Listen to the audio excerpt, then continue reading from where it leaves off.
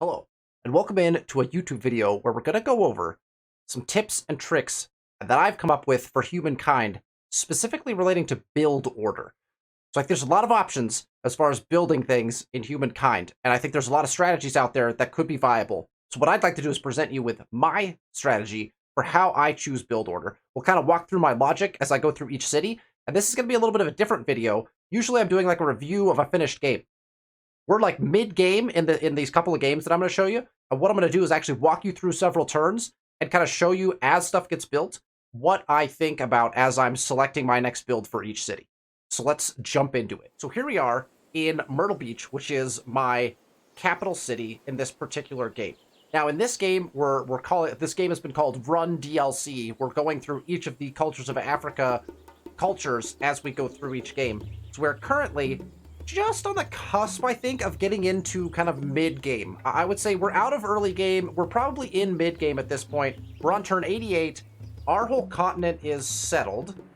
We have our border established over here, and we actually jumped up in here because there was some land that we wanted to snag. We haven't attached everything yet, so we're working towards getting to that. And we have just, a few turns ago, I believe, moved into the Swahili. Again, we're going through all of the Cultures of Africa DLC in this particular game, so that's why we chose them. So, all of my cities currently have builds available. Before we talk specifically about build order, I want to emphasize that I think the territories that you start with does affect build order. And that the reason I think that is because I think that horses are one of the most valuable resources in the game when it comes to early growth. And so you can see we did not have horses in our capital. We quickly discovered horses out here, and we got out to this territory to settle it as fast as we could to gain access to the horses. We now, as you can see up here, have access to 4 horses throughout our entire empire through trade and different mechanisms like that. Horses, I think, are super powerful because specifically of animal barns. So if we go to our tech tree all the way back to the beginning, to domestication, animal barns. Okay. Plus 5 food per horse. If you have 1 horse, when you first settle your city, if you have 1 horse, Animal Barns is your first build every time, in my opinion. Except if you need the pottery workshop, which that you get like automatic access to, right? So pottery workshop, definitely a big one. The granary can be useful, but I'm not going granary workshop until I have the animal barns in. So I would definitely build animal barns first. That is my first choice for build every time. It's plus 5 food per horse as long as you have a horse. So if you don't have a horse, definitely granary. Otherwise, definitely animal barns. Plus 1 food per farmer's quarter and plus 1 food on farmer's quarter. Animal barns is a huge food boon. So much so that in a lot of games, I will look to see if I can go settle on horses. Any territory with horses, because I want those horses as quick as possible. Obviously, settling on river is also useful as well, and that will impact some of our build order decisions as well. So think about that as you're settling your cities and your outposts. Horses, and how near are you to a river? Because a lot of infrastructures in humankind are based off of rivers. And so you'll want to have access to those if you want to build those particular infrastructures and have them be impactful for you. But let's play through some turns here as we go. So here's Myrtle Beach. Here's my line of thinking as I look at a city. One of the first things I look at is stability. We're fully stable, so we don't have to worry about it right now. If you're worried about stability, get a barracks in, or make sure you're trading for those luxury resources, because luxury resources hugely impact stability.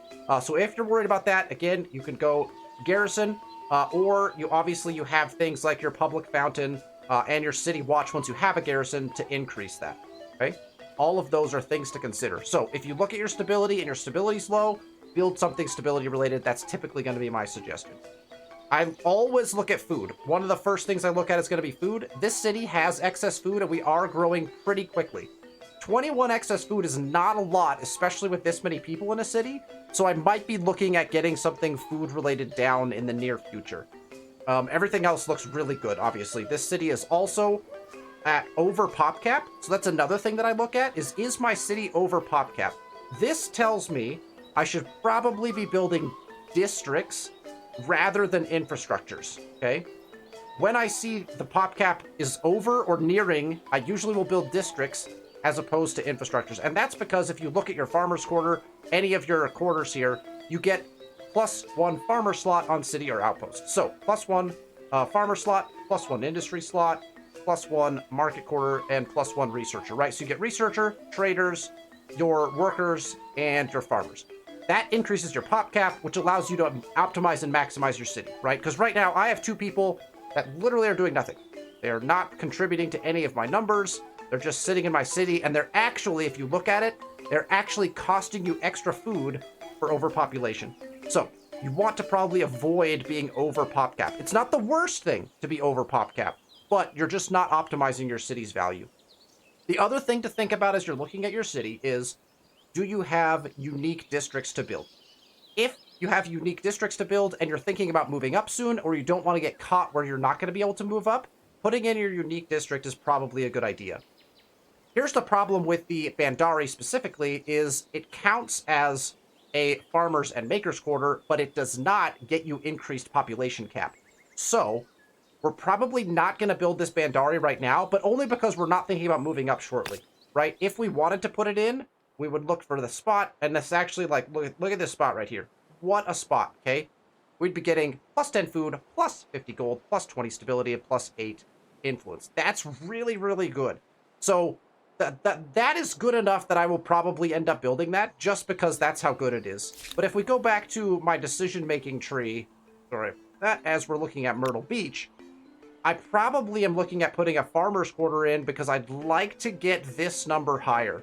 The other thing to look at is how far away am I from hamlets, because hamlets will solve a lot of your problems when it comes to population cap, because the hamlet gives you +1 slot to each. So you get +4 population cap when you put in a hamlet. So we're actually not that far away once we move up from hamlets, and so we're going to be able to fix our pop cap pretty quickly.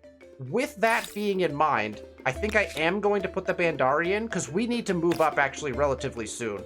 And so we're going to go ahead and get the Bandari put down so that we can head in a more a move up direction as quickly as possible, because we are approaching the end of our era, right? Let's go to our next city. Our city of Inward City. This city, as you can see, the land is not particularly pretty, but we have 12 extra food, which is not much, but we're going way over our pop cap again here. We have a Bandari we could put in, and it's a really good Bandari, and it helps with food. And again, we're trying to move up soon, so probably the Bandari is where we're going to go. But again, we check stability, check food, check pop cap. We have a couple problems, right? Food is a problem, pop cap is a problem. So again, in that particular instance, farmer's quarter is probably the play. However, I think I'm going to build the Bandari again because I want to get them in time to make our move up to the next era, right? Let's jump to our next city, Van Mucifer over here, and we're going to look at our things again, right? Stability is fine. Food is good. So food is good here. So we're like, okay, so food is really good in this city, and we're just a little bit over pop cap.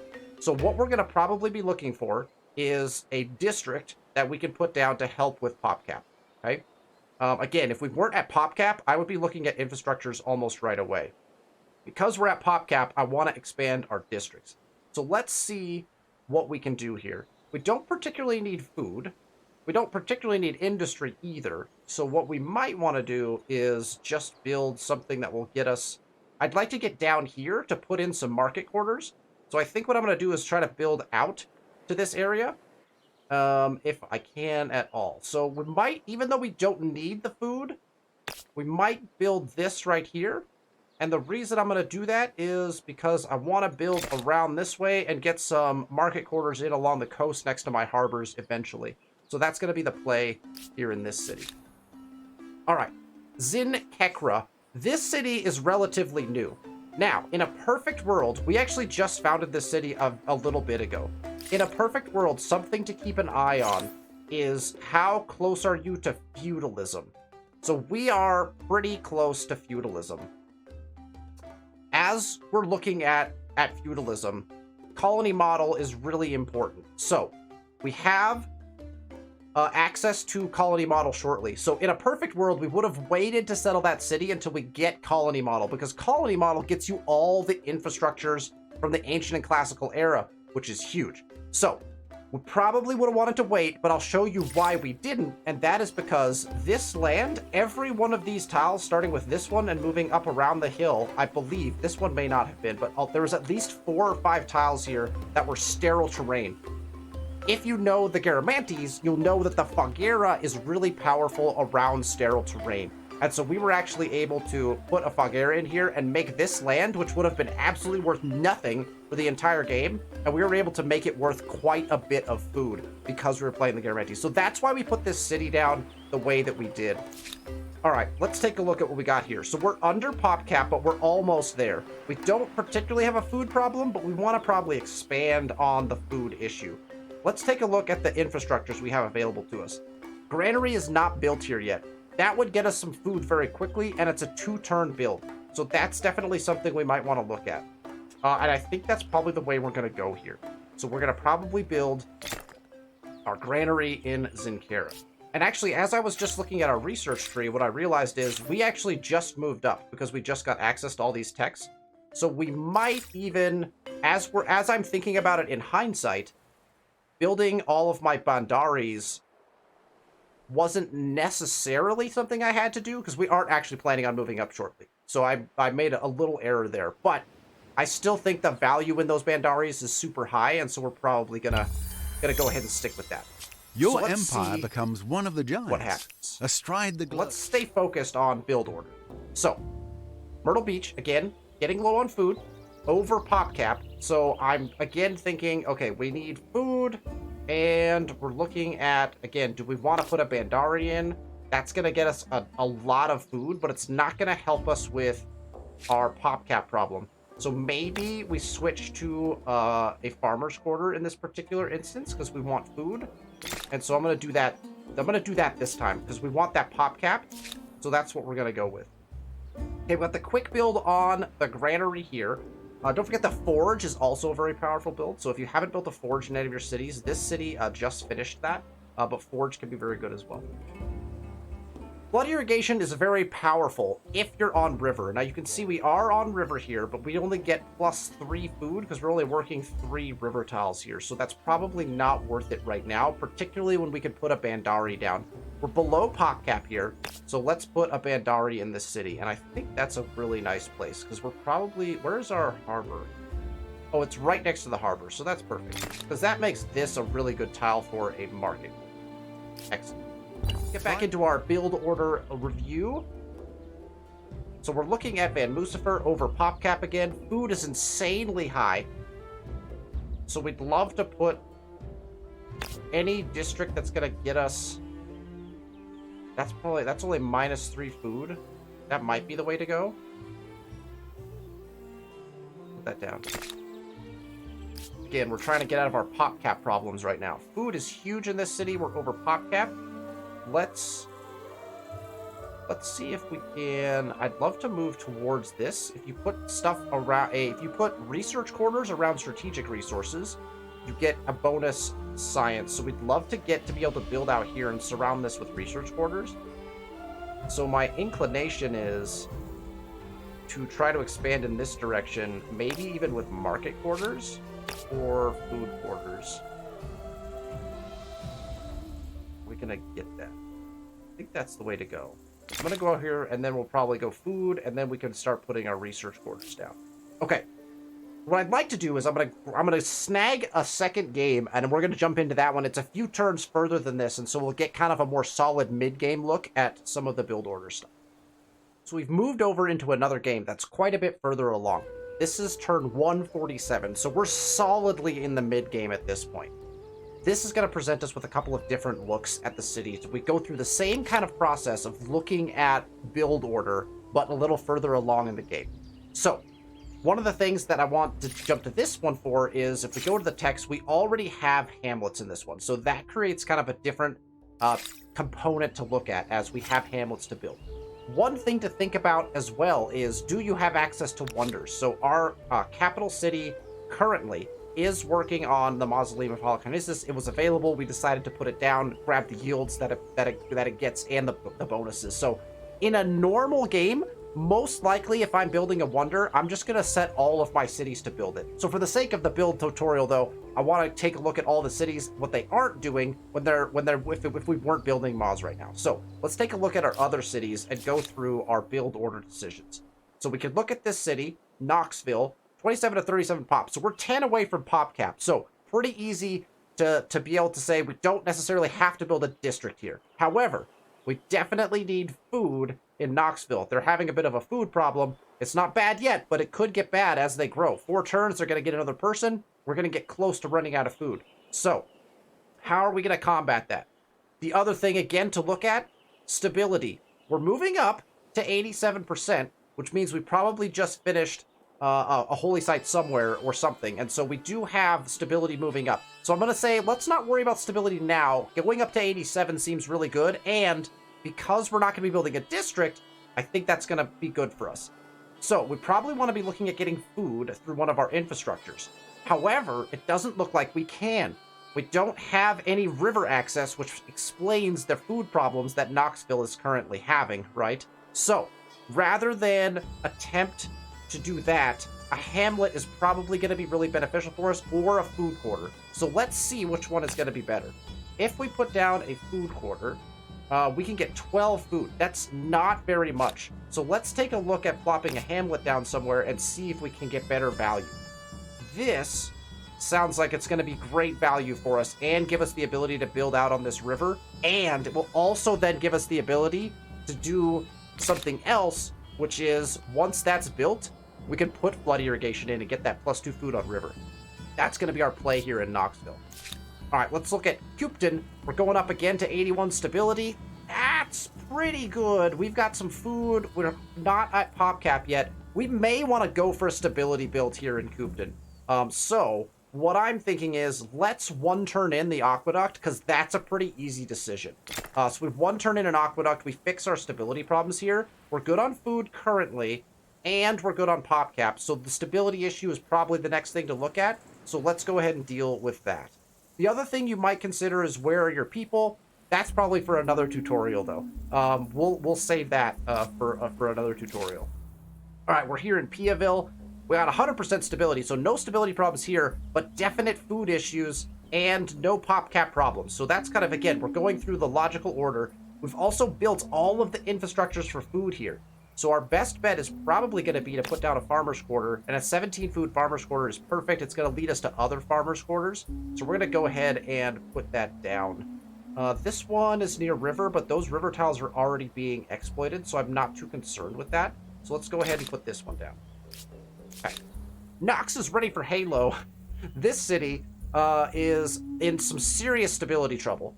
We do need food here, but the stability is my primary concern. We're also sitting at pop cap. So that creates a conundrum, because now you're at pop cap, so you want to build a district, but if you build a district, you're going to impact your stability. So that becomes a little bit of a problem. This is probably where building a holy site is going to boost up your stability a large amount, but let's check to see what kind of stability buildings we have. We've built all of the stability buildings that are available to us, minus a garrison. So what I think probably is the best play for Nox is Ready is actually to contribute to the Moz build, because that's going to get stability across the Empire up. And so I think that's what we're going to do here. So we're going to contribute to the Moz build here and then move along from there. Let's look at our text, because we're about to progress to the next turn. Trade insurance is definitely very useful, and the ability to build forest is good. It looks like we need some access to stability. The apothecary might be a really good bet for us. That would help us with stability. I'm going to go ahead and jump into alchemy as our research for this. Let's progress to the next turn. And let's see what we want to do in our cities now. I'm going to skip all my units for now. We are at war, actually. That's another thing to think about. If you're at war, you may want to build units. That might be the build order decision. If you're at war, probably building units, right? Okay, so we finished our aqueduct. That's pushing our stability to 100%. Excellent. We also have no pop cap problem still, and so we're going to go down into our infrastructures and say, well, food is not a problem yet, so we could push for any of these techs. We're currently playing the Norsemen And so we don't have a particular type of star that we're needing to go for up here because we've already, in fact, finished it. So science might be nice for us because we're pushing on that. Buildings would be good of any sort because we're pushing on that. So we might want to look at the stars to see where we might want to go. So a little extra science might not hurt us here. So as we're looking at it, we may want to go into one of our science infrastructures because, again, we don't need to build a district. We're not struggling up here at all. Food is going to become a problem soon, but it isn't now. So we could quickly grab +1 science per researcher, which would definitely be big. Or in 2 turns, we can get +1 science per population, and that is probably going to be even better. So we're going to go ahead and grab that. We got 28 people here, so that's 28 science that we're going to grab just by building that infrastructure. I will say, I personally think in Humankind, infrastructures are almost always better than districts. That's just how it seems to work to me. Animal barns, hugely important. Any of your on-river bonuses, so your water mills, your water irrigation, those huge bonuses. The forge, if you have access to copper, huge bonuses. I almost always lean towards doing something with an infrastructure if I am below my population cap. If I'm approaching pop cap, that's when districts come into play. And if you're going to war, expanding districts out does become important because if you get attacked, those are the only places where units can spawn. So there is a lot to consider in build order when you're looking at a game of Humankind. My general consensus is check your stability, make sure you're good there. Check your food, make sure your city's growing. City growth is hugely important in Humankind.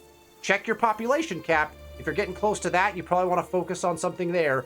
If all of those things are good, then probably you're going to jump into your infrastructures to be building your next infrastructure along the infrastructure tree. That's generally how I like to play the game. Hopefully that gives you some really good insight into how I choose my build order in the game of Humankind. It's been pretty successful for me. I usually score very, very well, both in multiplayer and in against AI games. And so I hope that's really helpful for you as you think about, well, what should I build in each of my cities? That's the pattern that I go through. And so I hope that was useful for you. If you liked the video, please feel free to thumbs up and subscribe to the channel for more content. Thank you so much for watching, and we'll see you for the next video.